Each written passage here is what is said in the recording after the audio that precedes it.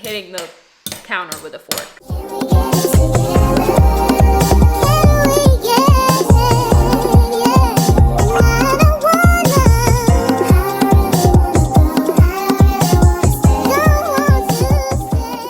What is up, y'all? Welcome back to my YouTube channel. Today I have a highly requested video for y'all. We are getting right into my night routine with two little toddlers. I feel like it's been so long since he's hitting the counter with a fork. It's been so long since I've done a video dedicated to what's working for us when it comes to our routine, the products we've been using, but most importantly, how I get my kids to sleep through the entire night. That is something that I get asked all the time because all moms know how important a full night's rest is. So I'm gonna show you guys how we do that, okay? It's currently 4:40 and in my head, the night routine is about to start. Because I don't know about y'all, but my kids are asleep by 7:30 every single night. So we're gonna get into our whole entire night routine process. I think my most proud mom moment was just putting both of my kids on a really, I wouldn't say strict, but like consistent sleep schedule.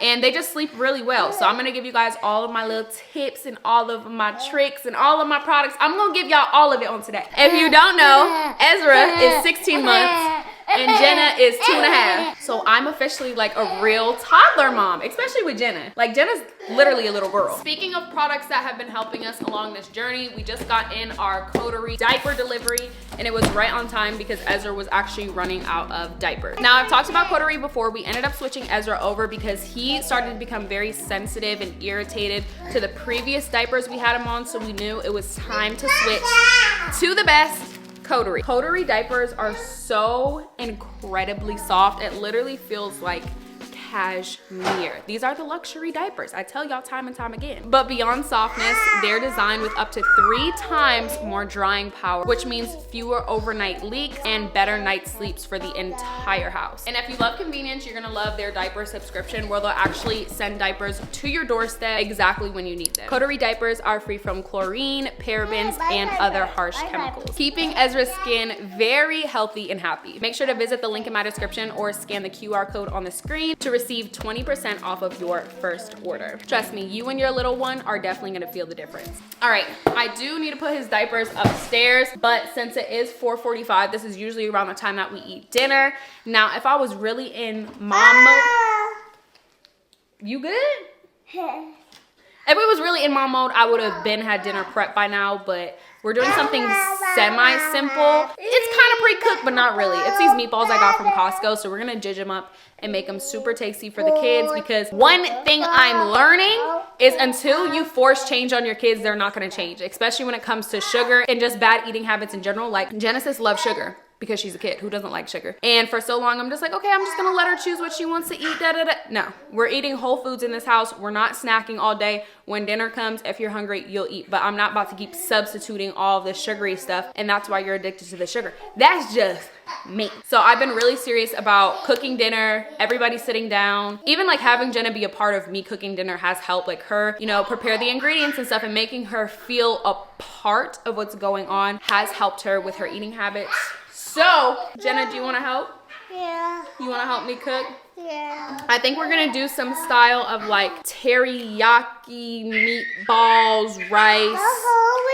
I don't know what it is, but we're going to do something. So, let's get into it. We're going to do a dinner. Then we'll all wind down and I'll show you guys our entire routine. So, if you are new to my channel, make sure to like, comment, subscribe, and share. Let's get into it. All right, we're about to get into cooking. Now, here's the thing. I just pulled out the chicken meatballs that we're gonna cook, and I didn't know that they're garlic parmesan because I was gonna make something like a teriyaki glaze, but that's not gonna go well with that flavor palette. So I was like, okay, let me do like a almost like a marry me chicken style situation. So I'm gonna make like a creamy sauce, you know, oven roasted tomato garlicky parmesan-y sauce. Me and Jenna are gonna cut up some garlic, and these will be super easy because like I said, they're already pre-cooked, so we just need to pop these in the oven. Weekdays, easy meals, those Costco meals, clutch, y'all, clutch.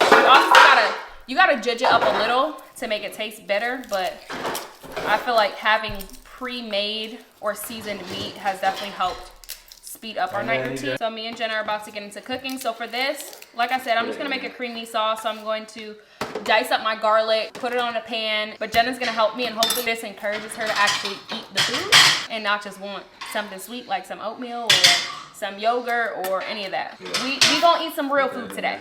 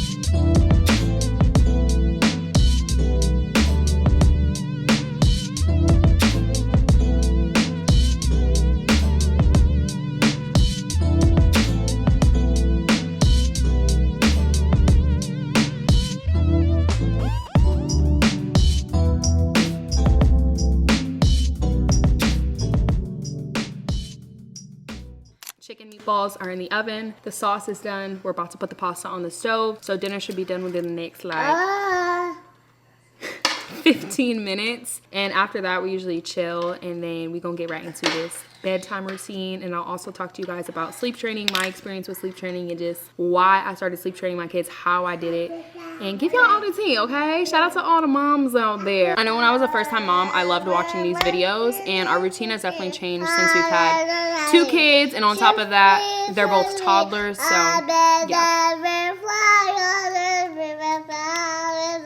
Army, yes sir. Yes, sir.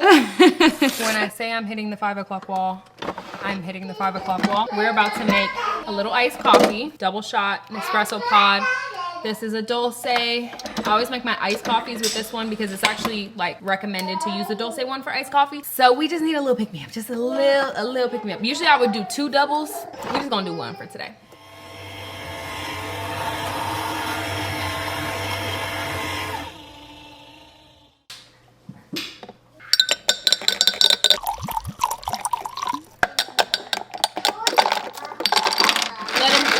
Both of y'all don't need that ice. Take the ice out your mouth. We don't eat ice. You can choke on that. What do y'all got going on? Also, Jenna has her pajamas on because she spilled stuff on her shirt and wanted to get a new shirt. Okay, he just fell. Let's plate the kids' food. So we got the Alfredo noodles. I'm gonna cut these up for them, but this is something they've ate before, so hopefully they don't got no problems today. Something I've also learned is, and it's gonna sound crazy, listen, my kids eat fruit all day long. And if I would let them, that's all they would eat. So I don't give them fruit until after dinner because they would just eat the fruit and not eat their actual dinner. So I'm not gonna plate this with any fruit, but I'll give them some after dinner. The chicken meatballs look really good, let me show you. And my kids love like chicken sausage and stuff, so I can't see them not liking this. So hopefully this is a toddler approved meal. And the good thing is when them babies is full, they go to sleep. So I'm really trying to be mindful of just making them meals that, you know, they would like, even if it's at the expense of my taste buds, because I don't really like chicken meatballs. I'm not really a meatball girl. I've never liked meatball, meatloaf, none of that, but I know my kids love it, so it just is what it is. So I'm gonna cut up all their food with... Girl, this is not no kitchen sister. I know that for sure. And then I'm gonna let it cool down and we gonna eat dinner. But it was a pretty quick dinner. I mean like 30 minutes. So I'm telling you, them little Costco meals will get you together, honey.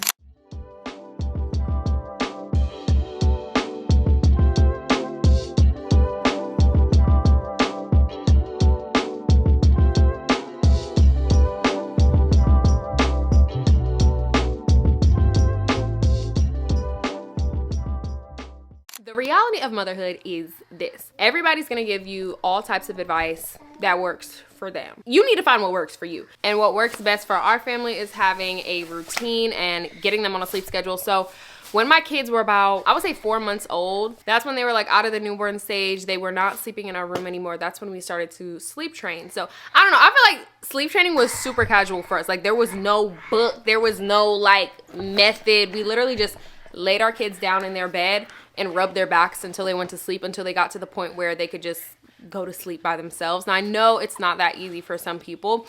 With Genesis specifically, I remember there hit a time when she was in like sleep regression. So when we used to just be able to lay her down and leave out the room, she now was like calling for us, screaming for us, wanting us to hold her and rock her to sleep basically. Let me tell you what I did. And this is gonna sound so crazy. Okay, so she would be in the crib, right? She was like maybe 8 months old. And because I'm pretty sure I saw a TikTok about this. I would put my back to the crib just like this. And I would be in the room with her, like I wouldn't leave her, and she would be crying, and I'm not even joking, for like 20 minutes, I would just sit there, and I would fight the urge to like turn around and be in her face, and then she would just fall asleep. It sounds crazy, but if you've been struggling and you're like, listen, my baby needs to be in my arms to go to sleep, just do the method, do the back method, because you're here, you haven't left them, you're here. It's just like, I'm just not about to turn around and engage. So I don't know what the psychology is behind that, but all I know is it worked for Jenna.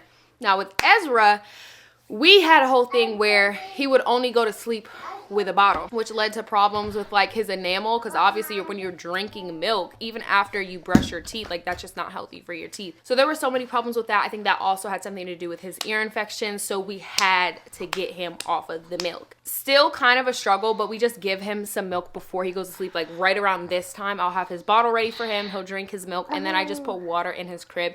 He fought me the first 5 days. He was screaming, he wanted to lay down with the bottle.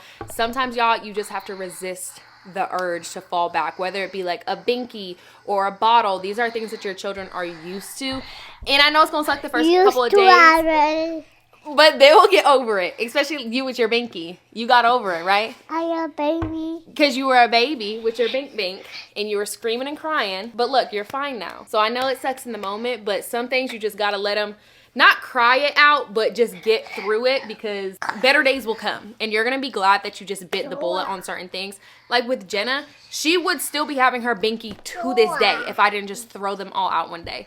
And yeah, I didn't sleep for like 4 days, but we are now in a season where she doesn't need a binky, and that's amazing. With Ezra, he struggled with not having his bottle to go to sleep for a few days, but now he's good, and I think that's also helping with like his ear infections and stuff. All I goes to say, it's literally trial and error. Nobody has all of the answers. You just have to find what works best for you. But for me, I literally just, from 4 months, I did not keep them in my room anymore. They had their own room. We always set the tone of nighttime. This is something a lot of people don't talk about. Like, I low-key want to put a poll out, because I was watching this TikTok about this girl saying that she don't bathe her kids every day. Now, I'm not in the business of judging no moms, because it'd be hard out here, but as for me and mine, we gonna hop in the bath. So we always set the tone of our nighttime routine with a bath. I close all these blinds. I make it kind of dark in here. I'll put on their sound machine. And they just know, like, okay, it's giving bedtime in these streets, in these parts of town. So those are just little things that I do to kind of signify bedtime. And kids pick up on routine very fast. That first week is going to be a struggle, because it's going to feel a little inconsistent, like them either not sleeping in your bed anymore, or just waking up throughout the night because they miss you and stuff like that. It's going to be a struggle, but I promise you, if you stick to it and just really commit a week to like laying them down in their crib, patting their backs, maybe if you have to sit with them but not engaging too much, and just letting them know like, I'm here, but it's okay, like you can sleep in your own crib. And here we are 2.5 years later with her, 1.5 years later with Ezra, and they sleep wonderfully. They go to bed at 7:30. They wake up around anywhere from 7:30 to 8. I would say anywhere from 6:30 to 8. Really depends on the day. And some people like to push bedtime out because they don't want to wake up super early. I don't mind waking up super early. Obviously 5 a.m. is like crazy, so I wouldn't want them to wake up that early, but 6:37 is when I'm up anyways. But if you're not a morning person, just push the bedtime back to like 8:39. That way you guys can both sleep in. Again, tailor it to you. Whatever works for you may not work for somebody else, and that is perfectly okay. But speaking of bath time and winding down, we're gonna do exactly that. So let's go into the bathroom. I remember when I first brought Ezra home and he was a little newborn, and night routines were so hard because like I obviously wanted to devote all of my attention to Ezra because I just had a newborn baby, but Oh, look at that. I also had this like baby Jenna, because she was technically still a baby. She was like Ezra's age, like a year and a half, and Ezra still kind of looks like a baby. Like he's technically a toddler, but he still looks like a baby. And I just remember feeling like just such a bad mom. Like it was so hard to manage it all, especially night routines, because it just felt impossible. Like I didn't know how I was gonna bathe a newborn and a baby, and it just all goes to say like your routine is constantly going to change, and you just have to accept that. Like your kids are gonna constantly keep growing, they're gonna be at new phases and stages, and you just gotta do the best you can, okay? Because I remember thinking back then, like, I'm such a bad mom, like I'm not giving enough time to Jenna, and now they're at an age where they're playing with each other, they're both very aware of each other. So night times are definitely a bit easier than they used to be. So if you in the trenches right now, let this be your hope. It does get better. Now I like to use anything lavender, sleep, because you already know scent is associated with like triggers and sleep triggers and all that. So we're gonna use a little bit of this Dr. Teal soothing bubble bath. And I also bathe my kids at the same time, which definitely helps a lot, but there's gonna be a time when they wanna bathe separate, and that's gonna be a whole new routine. Say cheese, come. As man. Say, look, Jenna, say cheese. Okay. Cheese. Look, Jenna, cheese, cheese, cheese. Cheese.